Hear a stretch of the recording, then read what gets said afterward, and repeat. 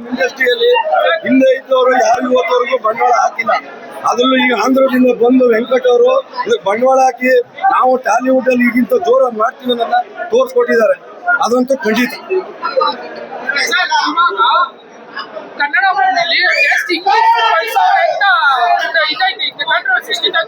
Controversy ಅಲ್ಲ sir, ಇದು ನಾವು ಇಂಗ್ಲಿಷ್ ಅವ್ರ ತೆಗಿತೀನಿ ಅನ್ನೋದೊಂದು ಮಾಹಿತಿಯನ್ನ ಇವತ್ತು ಎಸ್ ಕಡೆಯಿಂದ ಬಂದಿದೆ.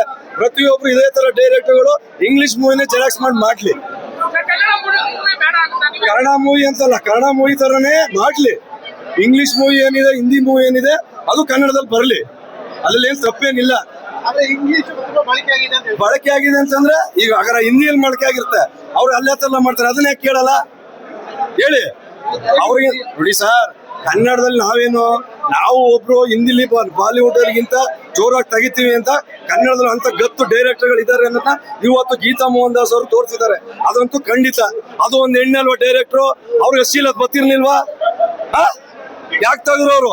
ನಾವು ಇಂಗ್ಲಿಷ್ ತೋರ್ ತರ ತೆಗಿಬೇಕು, ಹಿಂದಿಯವ್ರ ತರ ತೆಗಿಬೇಕು ಅಂತ ಮೋಹನ್ ದಾಸ್ ಅವ್ರ ಮೇಡಮ್ ಇವತ್ತು ಎಲ್ಲರಿಗೂ ತೋರಿಸ್ಬೇಕು ಅಂತ ಕರ್ನಾಟಕದಲ್ಲಿ ಎಲ್ಲಿ ಬೆಲೆ ಎತ್ತಿ ಮಾಡಿದರೆ ಜೈ ಕರ್ನಾಟಕ ಮಾತೆ.